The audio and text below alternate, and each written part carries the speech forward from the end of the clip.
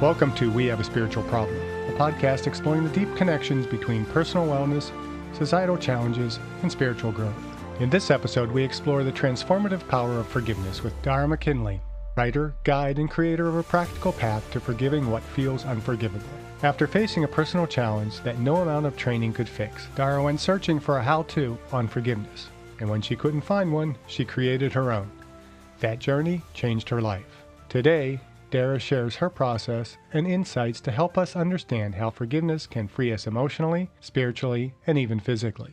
Whether you're holding on to pain or struggling to forgive yourself, this conversation might be the first step toward healing from within. Dara, welcome to the We Have a Spiritual Problem podcast. And let's just start by having you introduce yourself. Tell us a little bit about you. My name is Dara McKinley, and I am a forgiveness teacher. And I've been studying psychology and spirituality for, it feels like ever since I was a little girl, but officially, professionally, and academically for over 3 decades. And I stumbled upon a perspective of forgiveness that I think is very valuable to a lot of people who struggle with it. So I've now devoted my life to bringing a model of forgiveness to the world that positions mainstream definitions as results and not acts. So how would you describe your spiritual or philosophical perspective, and how has that shaped your worldview? So I was born a very spiritual little girl. And what I mean by that is I was born with a felt sense of unconditional love.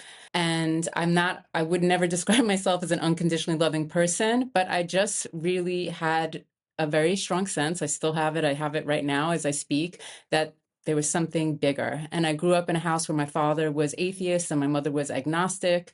And my mother intentionally raised my sister and I to be seekers. And I had a lot of Catholic aunts and uncles who would, come after her and say, you need to get her baptized. You need to get her confirmed. You need to put her in Sunday school. And she was very clear, like, no, my children are going to figure it out for themselves. And that's what I ended up doing. It ended up being this really beautiful gift that she gave to me. And so I ended up studying alternative psychology and spirituality. I have a degree in Buddhism and psychology, but I'm always learning. I'm always curious. And naturally, like most of the Western world, I'd heard about forgiveness my entire life. But whenever I went to put it into practice, I'm very spiritual and I'm also very practical. I could never get it to add up. So I kind of just threw it on the shelf as a nice spiritual ideal or religious ideal until my early 40s when I had a life event invite me to examine it in a deeper way. So when you hear the phrase, we have a spiritual problem, what does that mean to you? I think, what I observe personally is that there's a lot of cynicism, unnecessary cynicism about spirituality out there. A lot of people, more than identifying as spiritual but not religious, identify as agnostic and atheist. This is apart from, people who identify as religious. And they are missing a tremendous source of support and healing and meaning and purpose and information about how to get through this life and this incarnation. So, and I understand that because when you identify as spiritual but not religious, one thing you're saying about yourself is that you're very logical and practical. And so I have a lot of respect for these people who don't want to believe things just because someone tells them to believe it, and that they say they're agnostic because they have actually had no proof. However, there's a tremendous amount of proof if you dare to research it in a deeper way.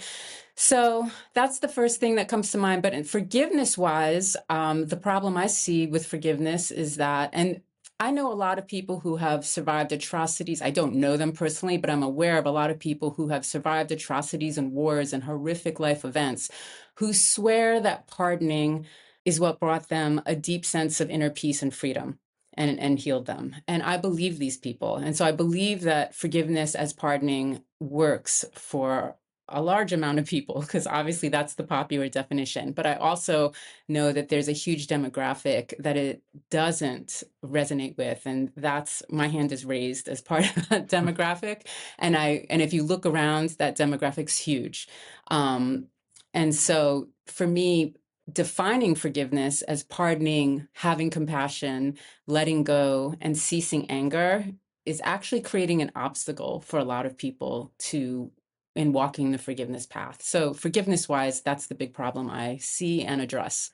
So you said, your mother was agnostic and your dad was atheist.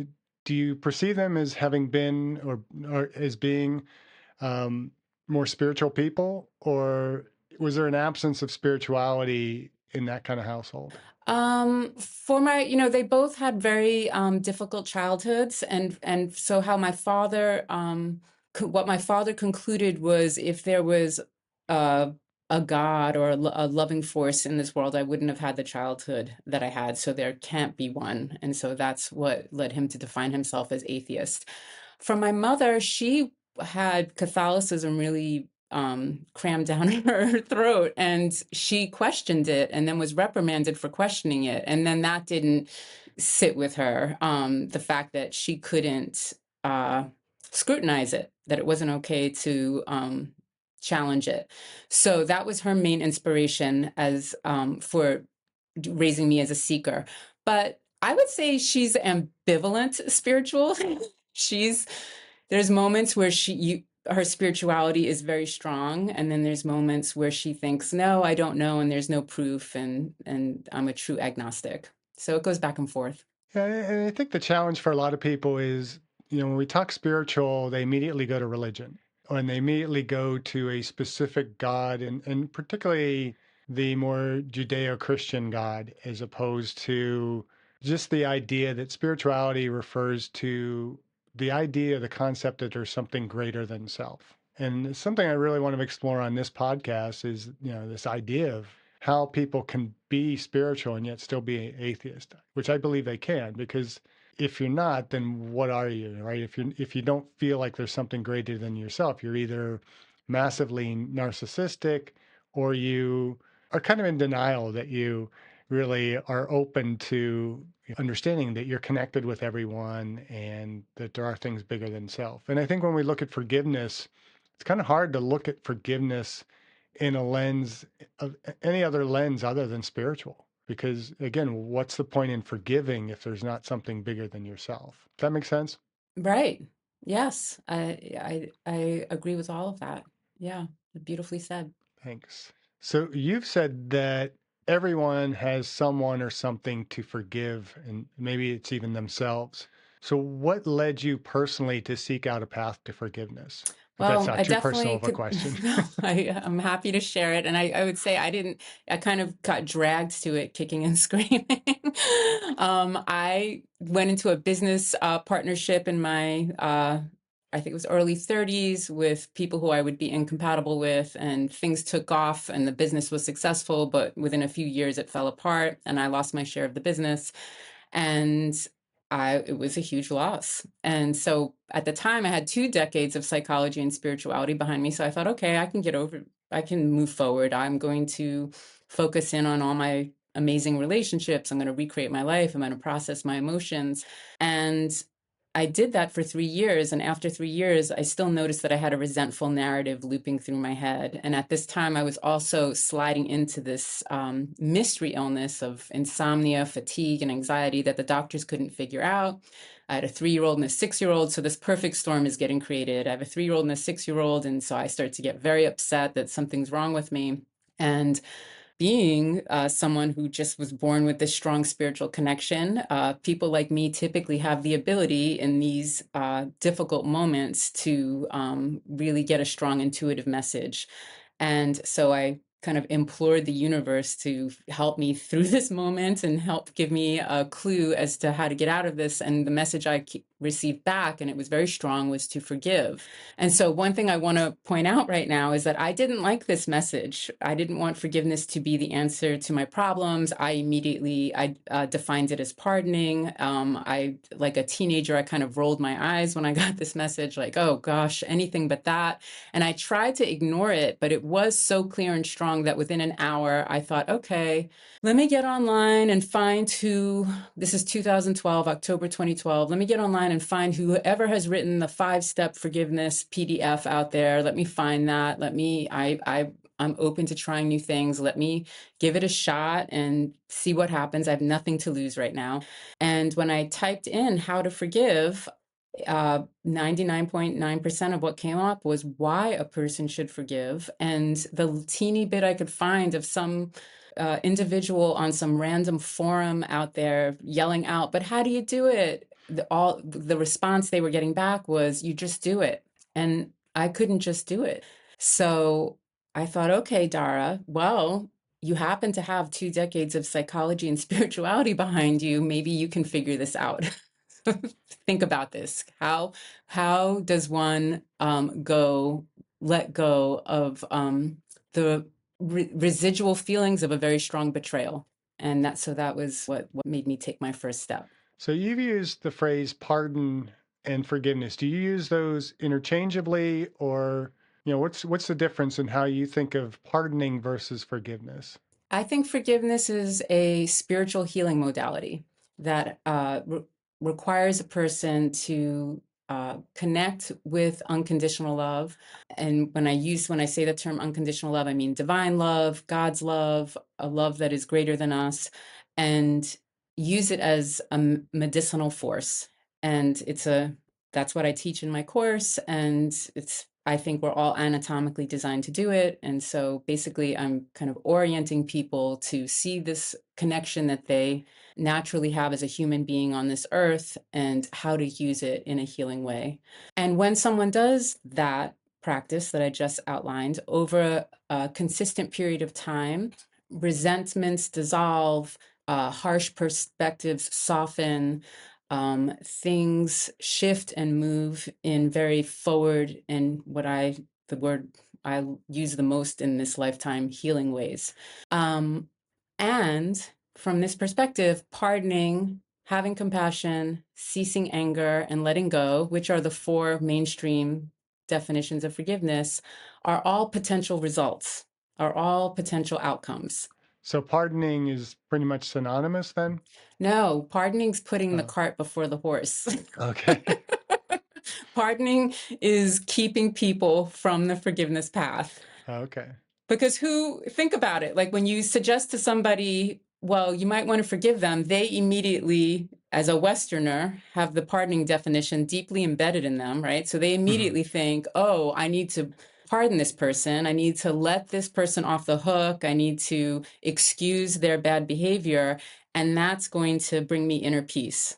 That's the forgiveness promise as it's circulating through Western mind today. Is that how you understand it?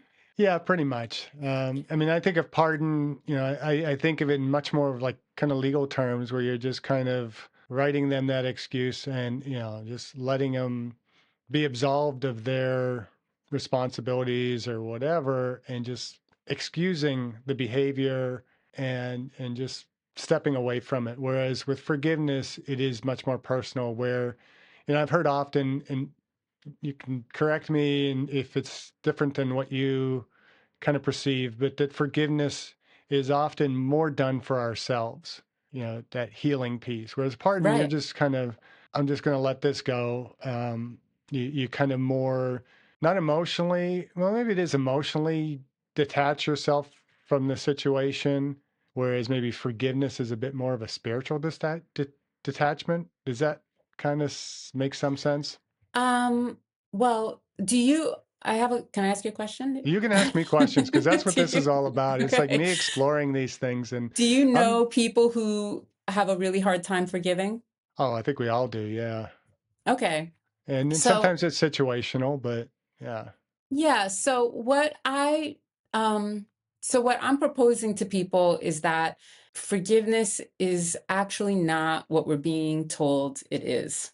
that if you, so what I did that night when I decided to examine forgiveness from the 2 decades of psychology and spirituality I had behind me, I realized that I had to ask myself, if pardoning, ceasing anger, having compassion, and letting go are how forgiveness is being defined, what is the force? What is the thing that's enabling all these really beautiful, high-minded actions to be, to go out into the world?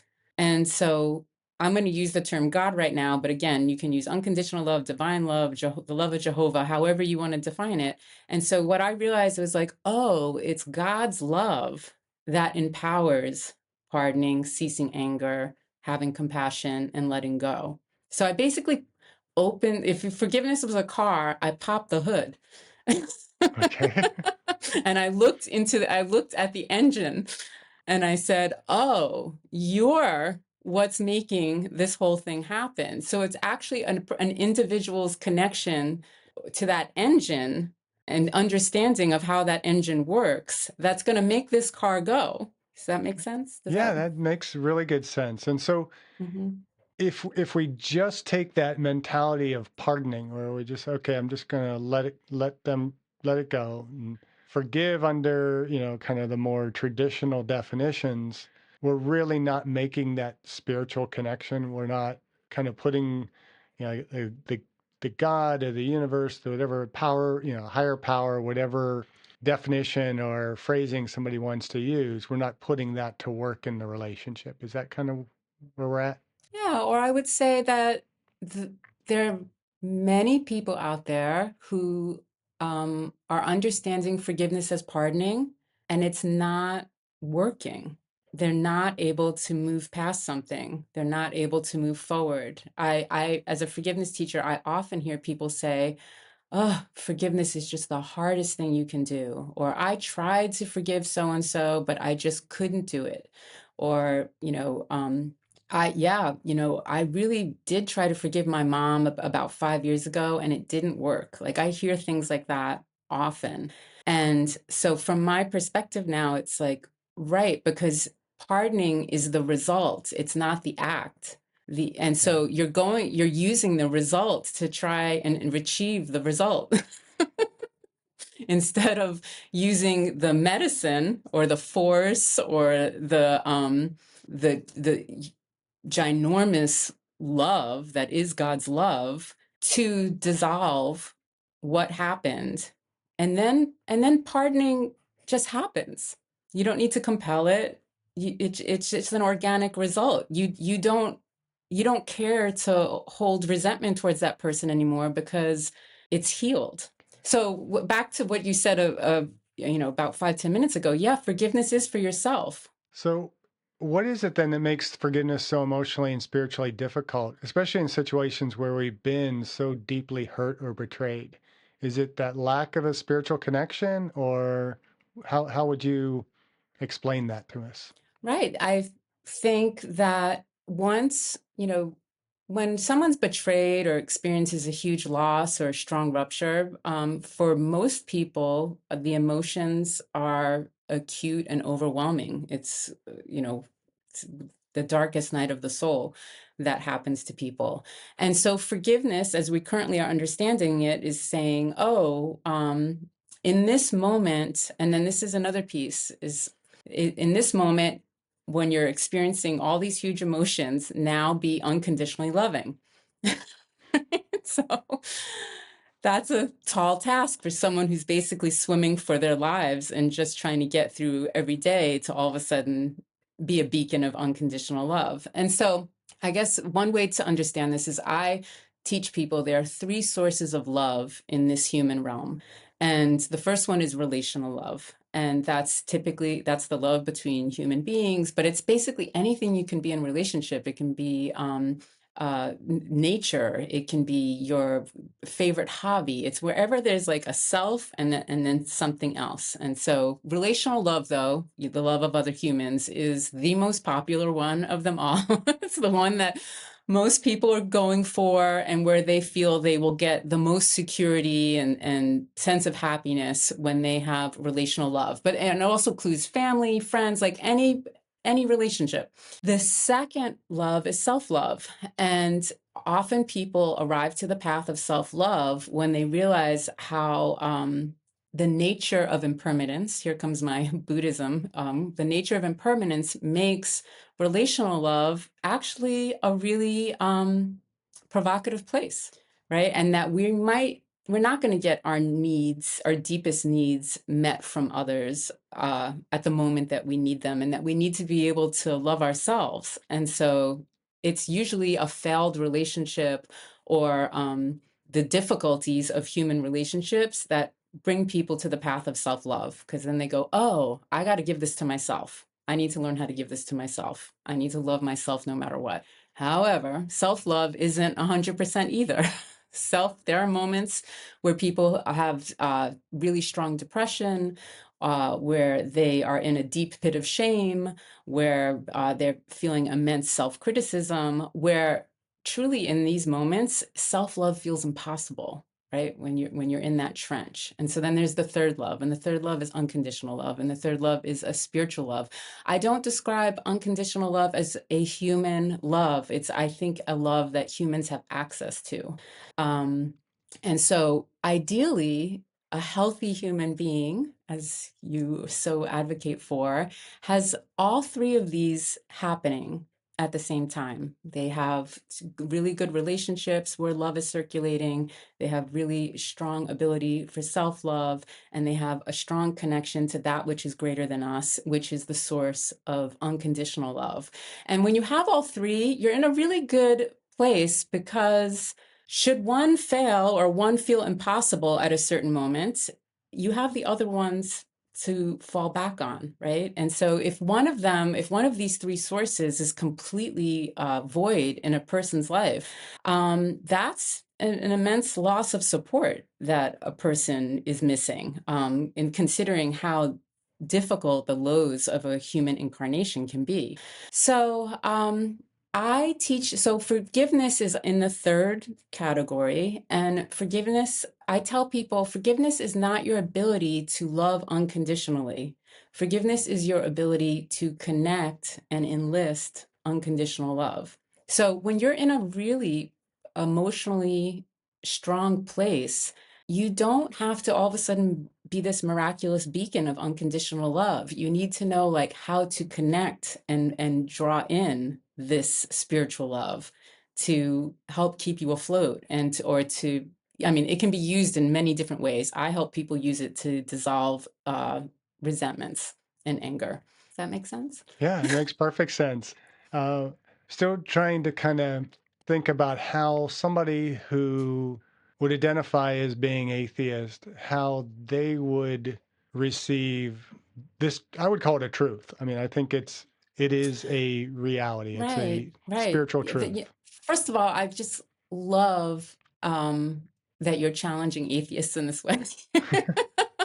I think, okay. So with that said, unconditional love appears in our lives. It's flowing through everybody's life. It's really a matter of recognizing how it's flowing through your life. And so for me, I just have this natural connection to it. But I know that that's not the case with most people. So a lot of people experience it through the family realm. A lot of people experience it through nature. This is one of the reasons that people love to be out in nature. They feel that which is greater than them when they're out in nature. A lot of people experience it through their passions and creativity. So many famous artists, we'll just say, the artist formerly known as Prince, well, he ended up dying as Prince. He always said that his creativity was coming from the other side. Elizabeth Gilbert, who wrote Eat, Play, Love, she fully says her creativity is coming from the other side. So Leonard Cohen, they all have said, yes, what comes through me is coming from another place and it's being channeled through me. Anyone who's really absorbed in their passions really feels like they are just fully being taken over by something that is greater than them. People in the theater, in the symphony, right? That like when they're experiencing performance, they also can be taken over by that which is greater than them. So there's a lot of different ways that it's flowing into our lives. That one of the more common and obvious ones is with newborn babies, right? When somebody gets around a newborn baby, this baby is beaming unconditional love and eliciting it back towards itself. So it's really an incredible phenomenon to be around a baby. So once you kind of see how it's flowing through your life, and you're able to, on a somatic level, on a physical level, identify what your body feels like when it's happening, right there, you have identified the medicine.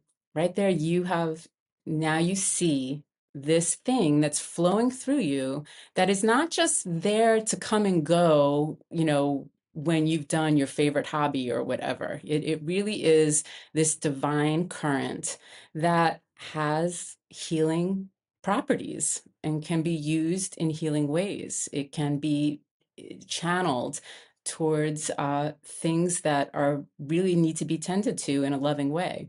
So if I was talking to an atheist, I would question, like, where do you feel like, because they all are, I would even say like a scientist, because a lot of scientists are atheists. And Right. so I would even say, like, when you're kind of going very deep into whatever problem you're trying to solve using science, there's this moment of a high that you get when you've cracked it, right? Right. And so how can you use that, or do you have any interest in using that in different ways and researching? This is how I appeal to the atheists, because they're all about research and proof and logic. Research what would happen if you used that experience towards healing. And I think as a scientist myself, and I kind of had to go through that period in my own history where I had to kind of figure out, where am I going with this? Because I was a geology major before I became an exercise physiologist. And at one point I was like, this evolution stuff is going to make me have to either turn my back on my religious faith, or I have to turn my back on the evolution. And it wasn't until I really started to see how the physical and the spiritual, and the more I've evolved over time, kind of spiritually, the more I'm seeing that you can't really disconnect the physical and the spiritual. And physics, you get into quantum physics, they're starting to get deeper and deeper into, the energy that we are, that really unites us all. You look at the chemical makeup of our bodies, carbon, hydrogen, and oxygen, we're interchanging that amongst ourselves constantly. So we are interconnected in so many different ways. And that spiritual energy, you can label it whatever you want, but it doesn't mean it doesn't exist. What was it that made that switch for you, so you were fully studying science and devoted to the scientific method, and then, like, what was the ache inside you that even inspired you to question it? I don't know what it was. It was just, I think it's just, sometimes that's the phase we go through in life. Hmm. You're raised in religion, and I was attended many different churches throughout my youth. I mean, I was born Catholic. We were Mormon for a while. We went to a Methodist church, and I was kind of at that explorative stage. And it's just kind of like, do I accept this teaching of evolution when my faith teaching has taught me about creation? And you get the 7 days of Genesis, and it's like, it can't be, billions of years of evolution in 7 days. So what's going on here? And it wasn't until I really just kind of opened up Genesis and read it, and was like, wow, this follows the pattern that we're learning in terms of, the evolutionary process. So this creation and evolution are not separate. And I think from there, it just kind of got me thinking of God as something bigger than just the image that my feeble little mind can create for what God is. And the So more how I do you explore, experience God? um, I think almost in everything. I mean, that's partly why I have this podcast, is more of that exploration of how am I experiencing God. I mean, I've taught anatomy, I teach physiology courses, I teach exercise physiology, and the more I get into my exploration of exercise and aging and just performance in general, the harder it is for me to deny any existence of a God, however, I want to define that. And I see that, it doesn't have to fit my perspective or my definition of what God is. I find it hard to just kind of perceive a God that's sitting, white beard on a throne somewhere, wherever heaven might be. He's just kind of pointing his finger at, people and saying, this is going to happen, that's going to happen. I just see it as a much more interconnected power that really unites us. And I think that's kind of where the spirituality really is to be found, that it's that connection, that energy, that force, that what is. And I think of, when you look at the Bible, God's only expressed really defines himself two ways, defines himself as I am and love. And, the rest is kind of commentary. Does that make sense? I don't know if I've answered your question well enough or not, but Well, I have another question. So, do you experience your experience of divine love is an energetic experience? I think even to call it energetic limits it. I mean, it's bigger than my understanding, and so presently, kind of yeah, energetic might be a way of defining Do it or you feel explaining it. it? Is it a feeling? It's yeah, I mean, largely a feeling, but it goes beyond just feeling. Makes any sense? I give poor answers to these kind of things. So some people can express this stuff a lot more Well, effectively than I I mean, can. it's But I actually ask depending on the podcast conversation, but this is a topic that comes often in my podcast interviews because I'm talking so openly about the experience of unconditional love. And so it's always an interesting question to me to ask somebody how what their unique experience is of it. Um, some people have had near death experiences and have merged with it. Some people, it was a psilocybin trip or mhm, something like that. Some people were just walking down the street and were completely hit over the head by it, came out of nowhere. My most vivid experience of it was in a Buddhist meditation room one night by myself, doing my meditation practice. And of all the hours and hours and hours that I have meditated, this was the only time it came to me and completely took me over. And what's pretty common amongst all these reports is that it's indescribable. mhm. And I think as we try to describe it, and that's why religion is so limited, is because we have attempted to describe it based on our current understanding. And like when you look at like the Judeo-Christian traditions, it's built on, a period of time where there had to have been far less understanding of the universe than what we have now. And so for me, it's really an evolving understanding. And, you know, I I talked about having to accept kind of physical evolution as part of my faith. I think as time has evolved or elapsed, I should say, um, I'm starting to see us more at a point in like human history where we're beyond just physical evolution. However we got to where we are as a species of Homo sapiens, that's a history that we're still uncovering and trying to understand. But I think we're at a stage now of a more spiritual evolution in man.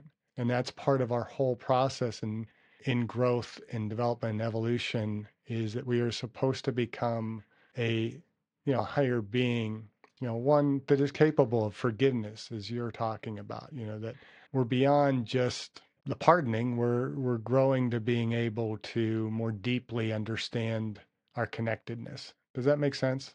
Yeah, definitely. I agree with you. It's an exciting time to see spirituality evolving in the way that it is. And I was listening to one of your podcasts and listening to you speak about how a lack of purpose is such a huge issue in modern society today and causing a lot of health problems. And I think spirituality is key for people to really see what their soul's calling is. and we all have one. And Mm-hmm. it is a tragedy that somebody can live their entire life and be disconnected from it. But in terms of the quantum realm and how it can be used in a way that I personally can speak for myself, that when I'm on my deathbed, I want to be able to say that I've fulfilled my soul's calling. And I think I Mm-hmm. can say that a lot of people would like to be able to do that. So I love how the quantum realm can help us see it Mm-hmm. and help us act on it. And I And can so in terms of like how this swings back to forgiveness, it's I think the deeper connection that you have with unconditional love and what its capacity is and what it's able to do, the clearer access you have to things like the quantum realm or to what your soul's calling is, or to you use your energy creatively, as you so beautifully said a few minutes ago. And that's creativity, like, is the holy force coming through us. And if you're tied up in a resentment or in something that happened in the past and you can't move forward, or you stuck in an emotional whirlpool, um, it's just a draining paradigm. You're not using your creativity in those moments. And so that's my hope, is that forgiveness becomes user friendly and that people just reach for it and see these dark nights that we are all going to have as humans, um, as actually fodder for our soul's purpose. And as opposed to I'm an unlucky person who got dealt a difficult set of cards, and now I get to feel resentful for the rest of my life and die unhappy, which is, as you and I are Gen X, we saw so many of our predecessors unfortunately do that. Yeah, I'm technically right on the cusp. I'm 1963, so I'm going to be 62 in a couple weeks here. So I'm Well, technically a boomer, but it's hard to define. you're whatever you're doing for your aging, well, you're the poster child Well, because I don't know, like poster child, but I had you in your early 50s. well, thank you. Yeah. Sometimes the lighting of the camera can help a little bit too, but yeah. So here's a question, and I hadn't really planned on bringing this up today, but I think it'd be an interesting exploration here. And it's a question I've been asked a few times, and I occasionally ask it to somebody when I think I might know kind of how they might answer it. But if you could go back in time and change one thing in your life, what would you change? Oh, I wouldn't have bought into the traditional gender roles of society, that the woman takes care of the house and the man goes and brings home the bacon. Um, I was never, speaking, I'm very much into how every human soul is unique, and it's just a kind of a side fascination I have. And I don't think that I was really created for the domestic scene. And I don't think my partner was really created for the career scene, but we both thought that that's what we were supposed to do. And so we went down those paths. And so I'm in my early 50s now. And so in looking back on that, I think, oh, wow, like I wish I had had the courage to switch those roles between him and I. So that's not necessarily the answer I expected of you. So the way I typically answer that question is I'd say I'd change nothing, Hmm. because I know that if I go back in time and change anything, and this is where I Hmm. think I can connect forgiveness to the spiritual, Hmm. is that if I'd go back and change anything, it's going to change where I'm at right now. It's going to have that rippling effect that makes everything different. And Hmm. I'm where I am right now and this is where I think it's a little bit Hmm. easier to forgive when you understand that, I'm where I am right now because circumstances have brought me here for a greater purpose. And if I changed anything, I may not be who I am, or somebody else may not be who they are. And one of the recent episodes of this podcast, I had well, I say friend of mine from high school, but I feel like I'm almost lying in saying that because Jay and I, we met in elementary school.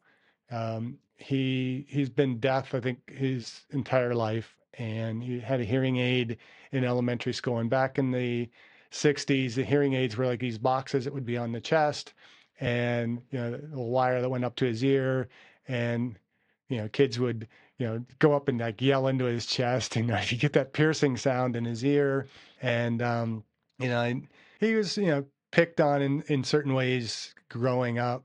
And we only just recently reconnected just over some things he had posted on social media. And I reached back out to him, and we just started talking, and he got involved in kind of watching the podcast or listening to the podcast. And he's losing his vision now. And we just kind of really reconnected, and really, I should say, connected most recently.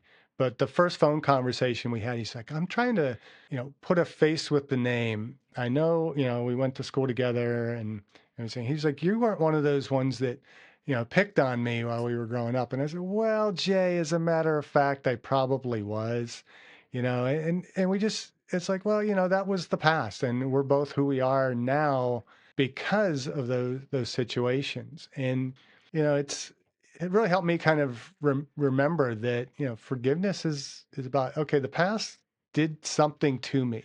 As long as I accept where I am now, the past doesn't matter.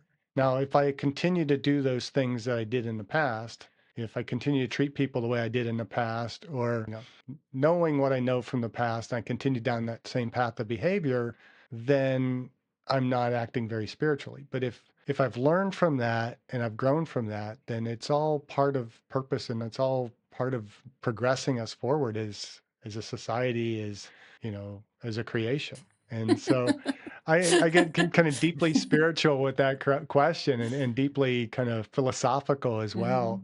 And I think, probably, your answer is probably somewhat the same. I mean, the fact that you recognize that is, and you're not probably, you would have recognized it, you would have changed it earlier, I guess is really what I'm saying. You're at a place now that you would have wished that you could have maybe came to that realization earlier. Is that kind of a reasonable assessment?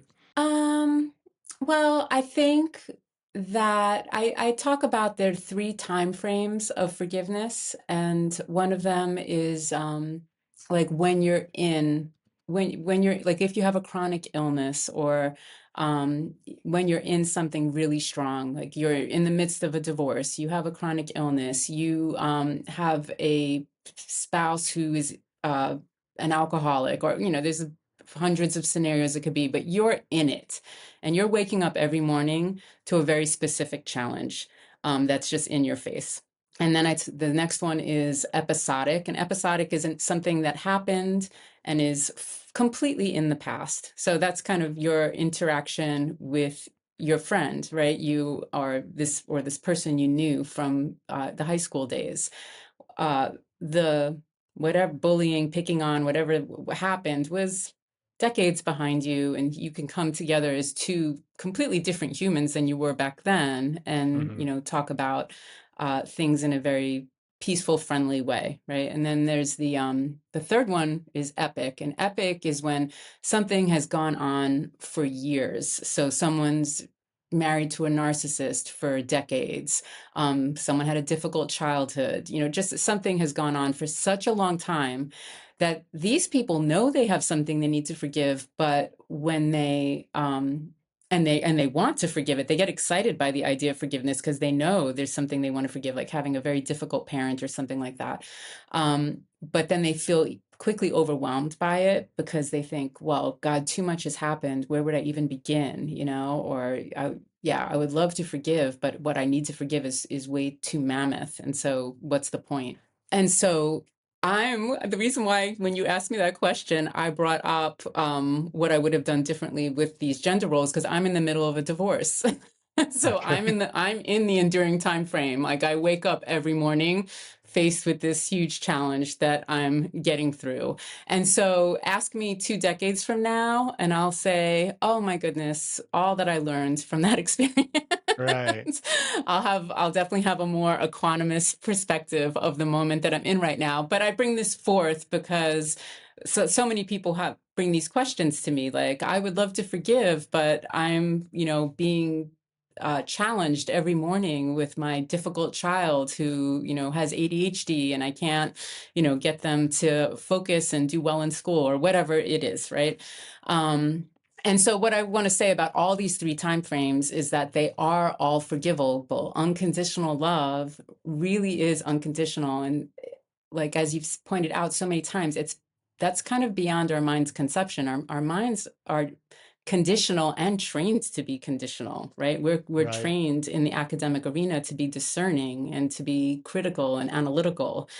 And that's creating a conditional outlook of the world, or that enhances a conditional outlook of the world. So people, though they love the idea of unconditional love and have all these vivid experiences of it day to day, when it's time to when entering into the realm of forgiveness, it's definitely like, wow, unconditional love really does envelop whatever is in its path. It really, unconditional love has zero ability to withhold itself. And I always tell people it's like sunshine.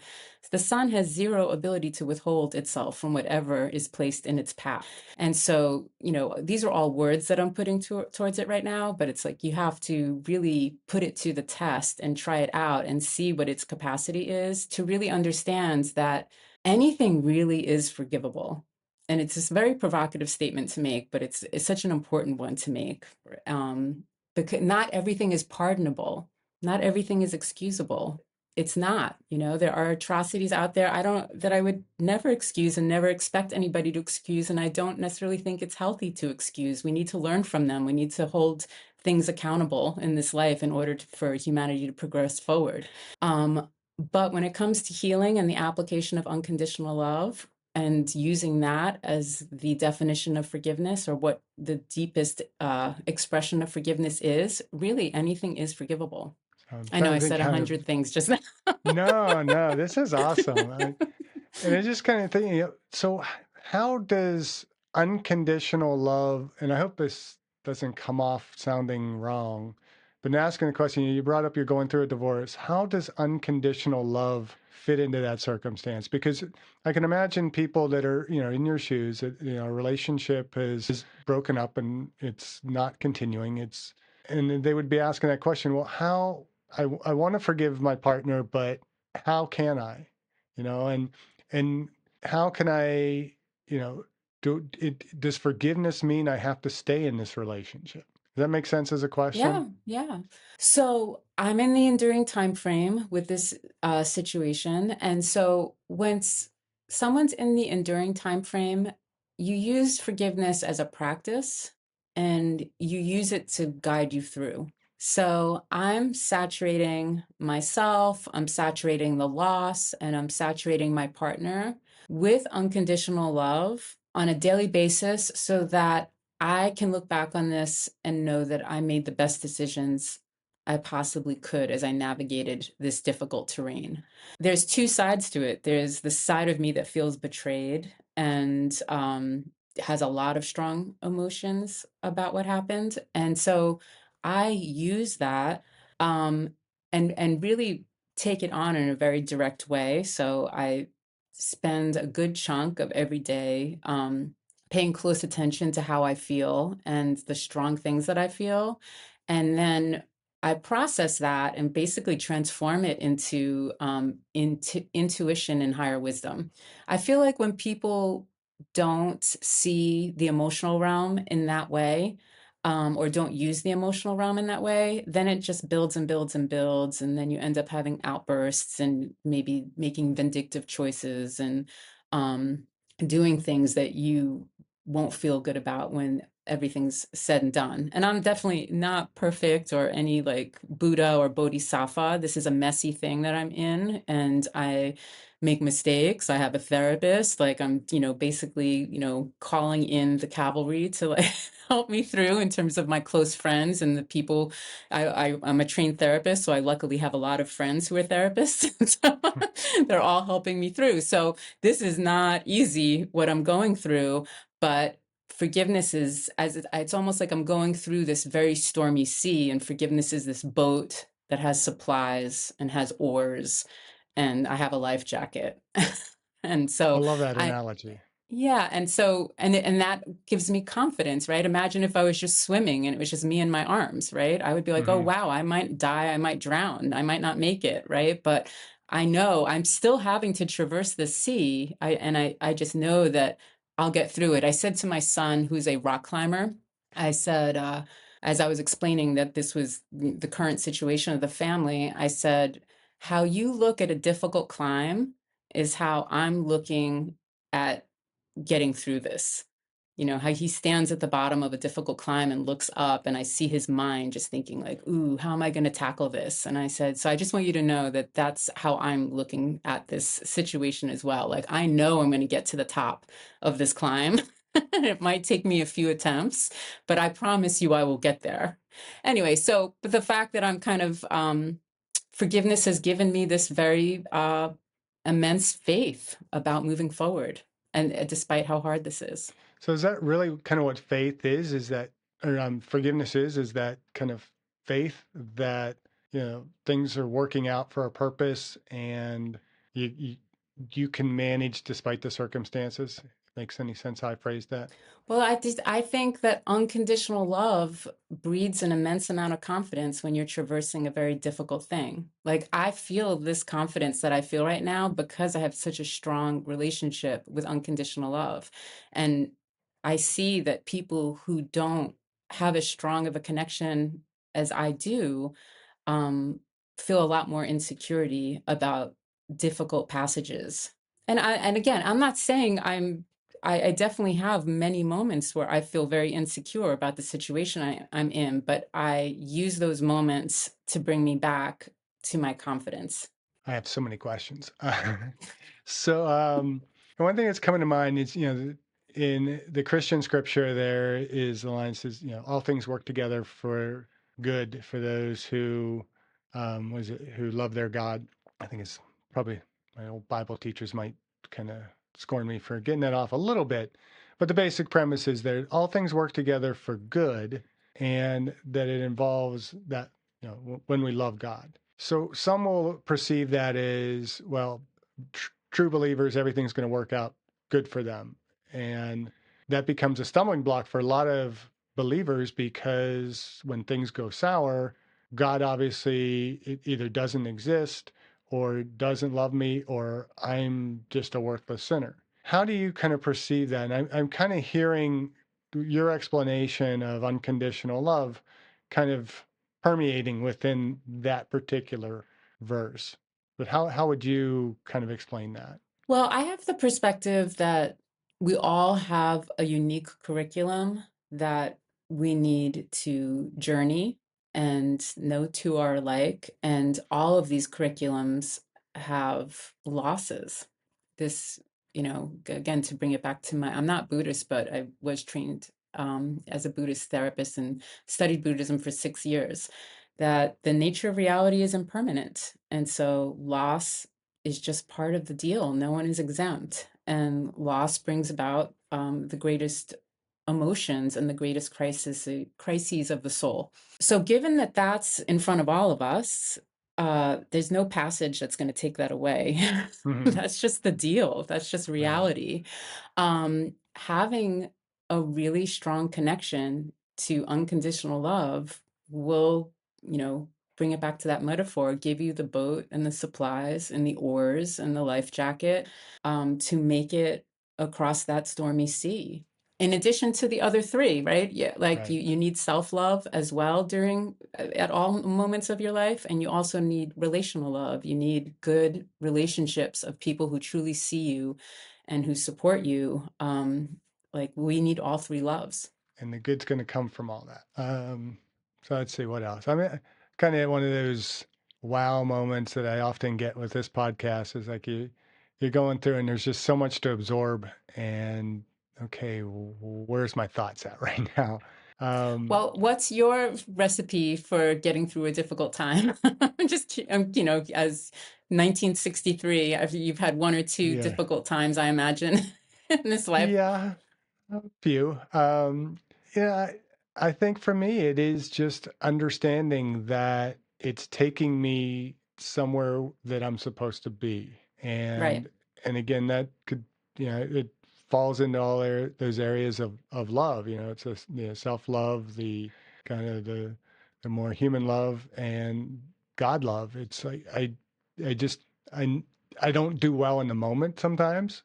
And then oftentimes I'd probably do things that somebody has to forgive me for. But, as I'm going through those hard times, it's that trying to bring myself back to just being other centered. And one of my favorite lines is from Gail Sayers' autobiography, I Am Third. And so it's kind of one of my daily mantras is I am third. It's like my God is first, my family is second, and I am third.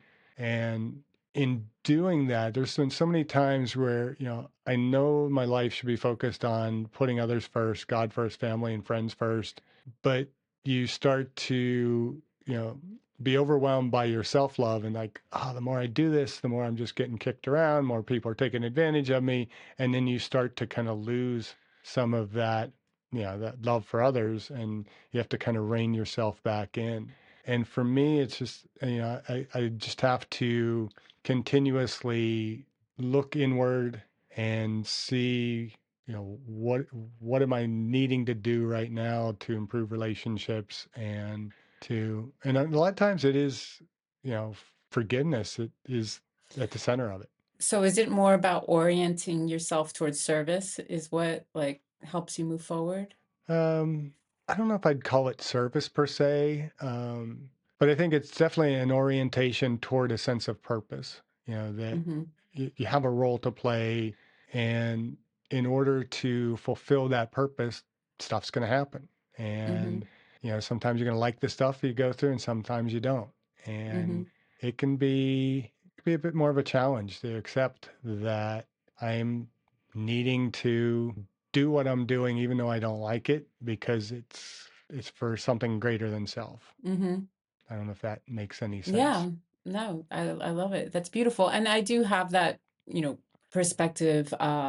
Essentially to describe my uh, current mental and emotional state, I know I am learning some of the most beautiful and uh, deepest teachings I'm ever receiving, having gone through this, what I'm going through Mm-hmm. currently. And I'm also very aware of the loss.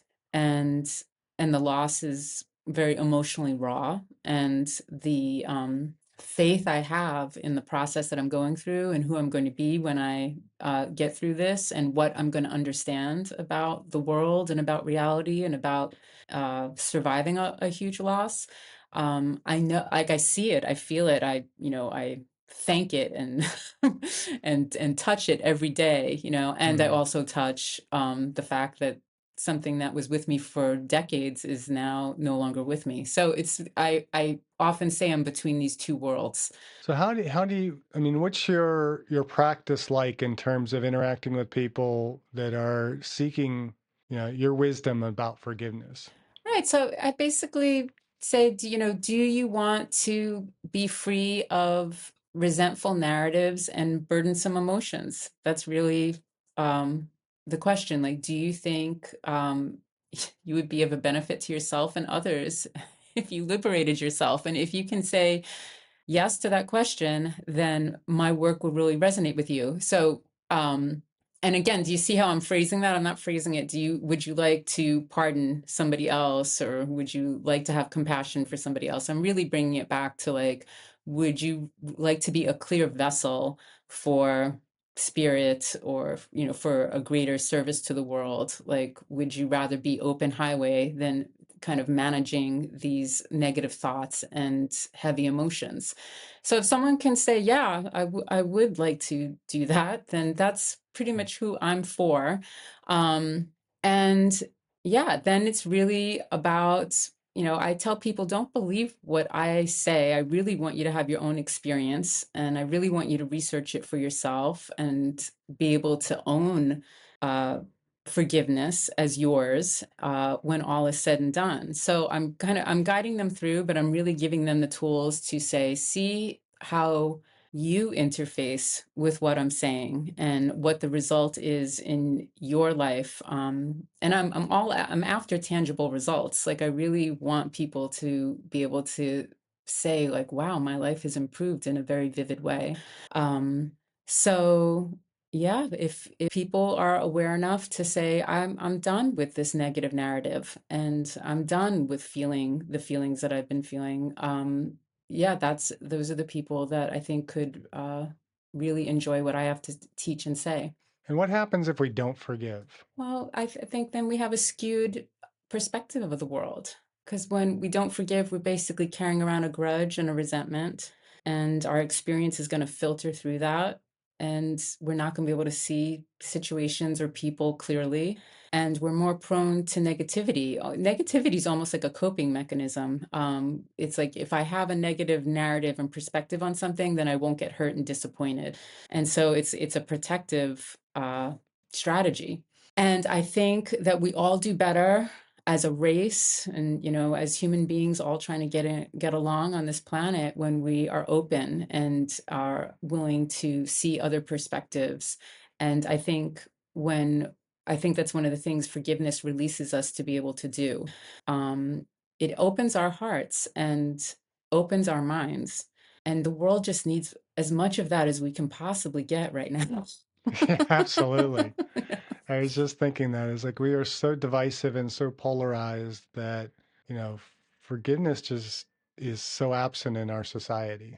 Right. And I think the divisiveness and the polarization is so much of a result of people carrying around a lot of things that happened in the past. If you interviewed someone who was very divisive and said, why do you think the way that you think? They're going to, reference some horrible thing that happened in the past historically or to them personally. And that's going to be their justification. So you experienced peace and clarity after kind of completing your own forgiveness process. What, can you share what that shift felt like and how others might recognize it when it happens for them? I mean, how do we know that we've forgiven? uh, you no longer run a negative narrative about what happened, and you feel a very clear sense of peace, or at the very least, neutrality in your body. So, and that's what happened to me. I was walking around with resentment for 3 years and running a negative narrative in my head. And then once I had gone down the forgiveness path, I came out the other side feeling a peace I hadn't felt in 3 years, and I was stunned. And I'm a geek for healing modalities, and so I thought, wow, this is a legitimate forgiveness is a legitimate healing modality. This is, amazing. And then my next thought was, why does everyone say that forgiveness is pardoning? And that, not knowing it at the time, that was my first thought in becoming aware at how pardoning was an obstacle for a lot of people. And I ended up observing over the coming years, thanks to social media, the mainstream narrative of forgiveness and how it was landing with people and how people were reacting to the idea of pardoning. I got on Twitter once when this is like a decade ago, and I did the hashtag forgiveness, and it was all referencing, and I'm talking thousands and thousands and thousands of tweet about why you shouldn't forgive. And that was so it was I all of a sudden forgiveness as pardoning and how it was stopping people from actually doing the forgiveness work it got illuminated to me through social media. So one of the benefits of the digital world, the very provocative digital world. So we probably should be wrapping this up a little bit because I'm sure you have a lot to do. And forgive me for taking so much of your time today. A little pun there. Um, No, you're forgiven. But I all very right, much thank you. enjoyed the conversation. Yeah, it was a great conversation.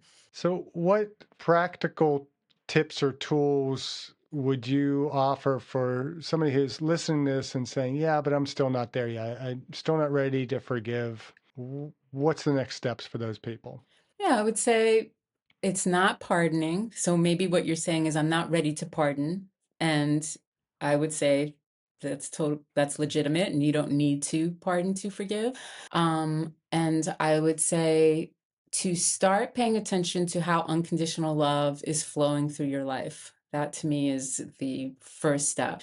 Is it in nature? Is it in a holy place? Is it in doing your passion? Is it when you're with your family? Is it when you're holding a baby? Is it when you pray, when you meditate, um, there's just so many really tangible and unique ways that it's flowing through. Is it theater? Um, and once you see that, start paying attention to how it's affecting your body, because that's the temple of the present moment is our physical bodies. So start noticing how it's affecting your body. And then I invite you to ask yourself, could this feeling that comes into my body when I do whatever, could this actually be a medicine that I could use? My answer to that question is yes, it is. Yeah. And I'd love to teach you how to use it. But that's the first step, I think, especially for someone who's a skeptic or, an atheist, is to really just see like, how is unconditional love? What is my unique experience of unconditional love? I'd be curious, in conversation with, and I want to have some atheists on the podcast to just address, how do you perceive the concept of unconditional love from a non-spiritual standpoint? And I'm just really curious because the more I think about conditional, unconditional love, the more I think of spiritual problem. I don't know, I can't fathom somebody being unspiritual in a day and age when we are so relational. And it doesn't mean they have to be religious or have any specific belief system, but just understanding that we are relational human beings, and there is that friction that separates us, and how do we keep that connectedness through conditional love, or rather unconditional love. Does that make Mm-hmm. sense? Yeah, yeah, definitely. And I love your vision, and I think it's a important quest, and I'm, glad to know that you're doing your part in moving humanity forward I don't know how much of a part I'm towards. doing, but trying. Well, yeah, you have this, wonderful podcast where you're stirring the conversation.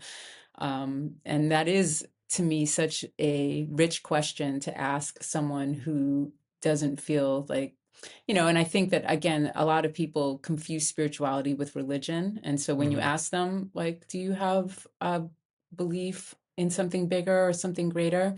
They might immediately go to religious dogma and think, oh, no, no, no, and I understand that. Like, I understand. Yeah. I think that religion is beautiful and incredibly important for so many people to connect with unconditional love. But I understand, like my mom, who couldn't just believe something because someone told it to her. Like, I understand that mindset. And so I respect that. And yeah, how is something that is greater than you, how does that show up in your life? I think that's a very rich question. I think religion can get in the way of forgiveness in many ways. I mean, how many people have been harmed by kind of the false use of religion? And, I mean, just going to the Catholic Church, I mean, the number of different things that have happened as a result of, leadership in the church that has caused harm to people. And then people are like, I just can't forgive that. And really goes beyond that. Like you express forgiveness much better than me. Maybe I need to work on it, and I know I do. I know we all need to work on it a little bit more. So as we kind of wrap up today, how can, what are just some final thoughts for people that want to foster this sense of unconditional love and forgiveness, even if they don't identify with a specific faith or belief system? How would you speak to them in just some final words of wisdom and unconditional love? I don't know why I keep wanting to say I would conditional say love. that, we're all anatomically designed to heal. We're all anatomically designed to connect spiritually. Um, and that it's just not developed in Western culture. But once you find the teachers and the guides and the coaches who can develop this side of your humanity, then it's not this daunting, seemingly impossible task. It's really something that will be one of the most meaningful journeys you ever take. And it's so worth the effort and the attention. So you offer a very unique service and opportunity for individuals. And on this podcast, I'm a little less inclined to kind of do the whole how can people connect with you? But I think this is a kind of an important topic. And I know there's got to be there are lots of people out there that are hopefully listening to this that are saying, I'm just struggling with forgiveness. I need help. And you are somebody who can help those individuals or direct them to where they can get the help. So, how can somebody connect with you, learn more about what you're doing? I know there's a website. Is there any other ways that they can connect? Yeah, that night on October 2012, when I said, okay, let me figure out how to forgive, I typed in how to forgive. And 2 years later, I looked up that domain, and how to forgive was just sitting there waiting for me. So my website is howtoforgive.com. And you can also find me at daramckinley.com. And yeah, I teach a course.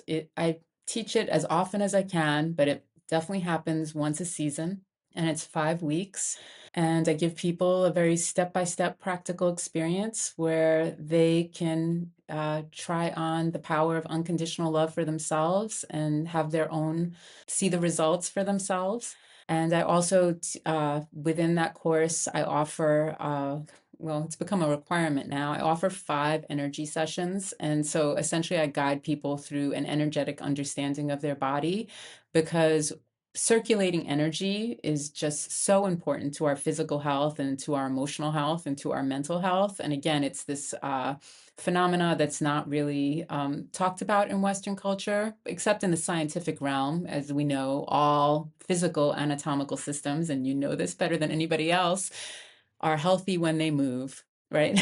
And when they're not moving, they're not healthy. It's really that straightforward. So I teach people how to get their energy moving. And that's been, in terms of what I'm going through personally, has been one of the key things that has, helped me get through it, is that I know how to keep my energy moving. And it's been invaluable. So I say, once you get that energy circulating, you're going to have 100% experience with unconditional love no matter what. But once you get your energy circulating, it's going to be 150%. So that's that's the reason for that piece of the course. And yeah. So yeah, and then you can find me on social media also at Dara McKinley, and I'm on Facebook also. They're both linked on my sites.